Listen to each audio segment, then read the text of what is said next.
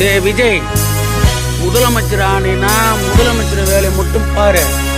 அப்பனை காணும், ஆட்டுக்குட்டியை காணும், இதெல்லாம் உனக்கு வேலை இல்லை.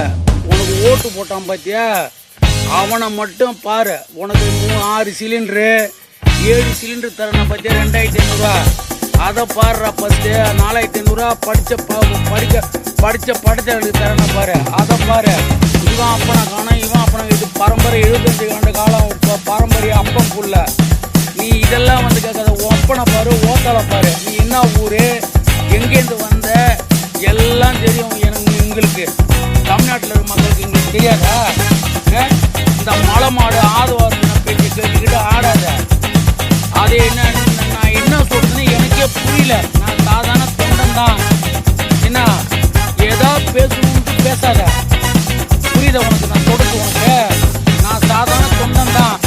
எனக்கு இருக்கிற வழி உனக்கு இருக்குதா இல்லையான்னு தெரியல. உன்னை மக்கள் 35,000 பேர் 35% உங்களுக்கு ஓட்டு போட்டுருக்காங்க. மீதி 65% பேர் எங்கள் கட்சிக்காரன் தான் போட்டுக்கிறான். இந்த திருமாவளவன், கம்யூனிஸ்டுக்காரன், இந்த முஸ்லீம் லீக்கு, இவன் ஆதரவு கொடுக்கலாம். நீ ஒரு மயிரும் கொடுக்க முடியாது. ஆனால் அதே நினைச்சுப்ப, புரியுதா? இதெல்லாம் நினைச்சு பேசு. ஸ்டாலினை காணும், வெங்காயத்தை காணும், நீ ஏன் தேடுற? ஸ்டாலினை காரணம் ஒன்று பார்த்தாங்களா? ரொம்ப சந்திரசேகரை போய் தேடுறா. உம்மால போய் கேளு, உஷாவை. என்ன உன் பொண்டாட்டி போய் கேளு, லண்டன்ல கேளு, உன் புள்ளைய கேளு, உன் மூளை கேளு. என் தளபதியை உதயநிதி வைக்கிற கேள்வி, சண்டை சேப்பில் என்ன மறுப்பு பண்ணணும், என்ன பேசணும்னு அதை கற்றுக்க. ஃபஸ்ட்டு தேவையில்லாத மயிரை ஏற்றிட்டு நிற்கிறீங்க.